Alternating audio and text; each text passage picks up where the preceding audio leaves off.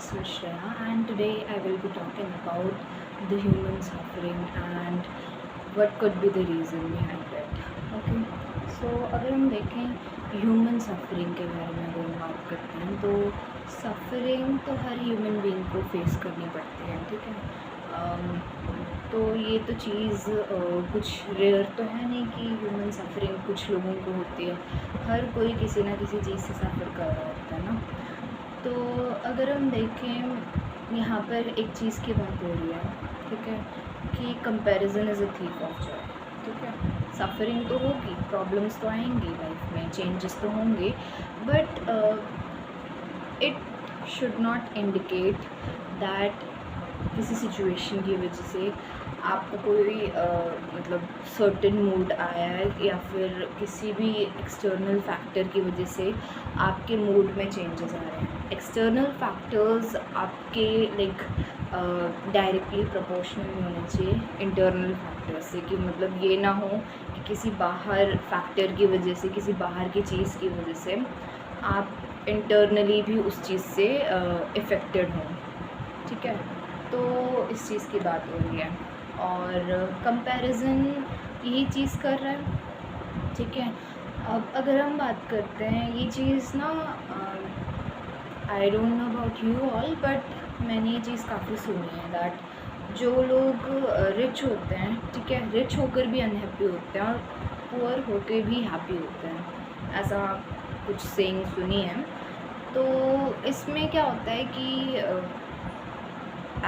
जैसे कि हमें बता रखा है कि अगर जो बंदा सक्सेसफुल हो जाता है, ठीक है, जो बंदा काफ़ी कुछ अचीव कर लेता है तो फिर वो अल्टीमेटली हैप्पी हो जाता है, खुश हो जाता है। अगर जिसके पास ज़्यादा पैसे आ गए वो ज़्यादा खुश हो जाता है।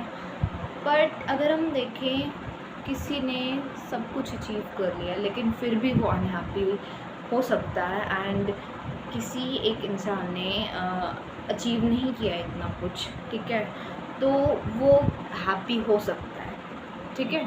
तो अगर हम बात करें हैप्पीनेस इंडिकेट करती है कि हम इस लूप में हैं कि नहीं है कंपैरिजन के।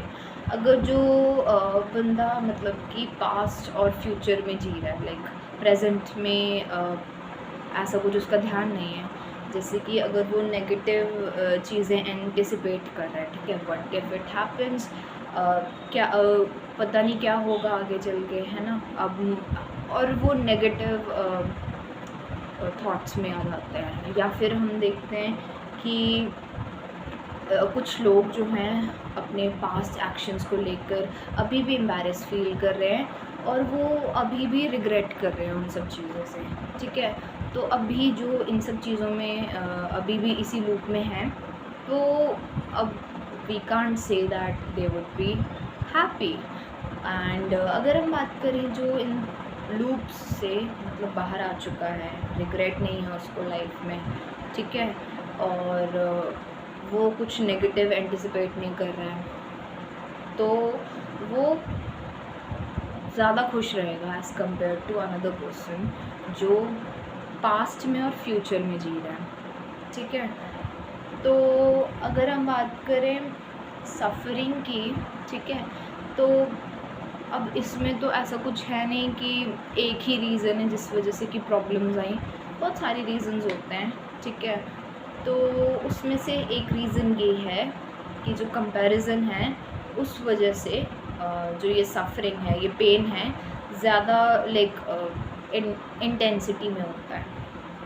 सो I just wanted to tell you that comparison only creates chaos in your mind, and it doesn't like create any kind of joy, or it doesn't make you happy.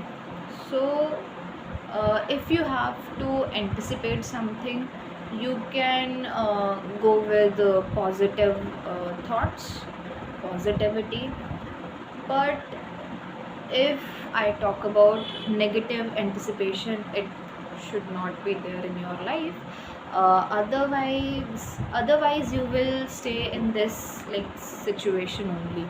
So yeah, thank you.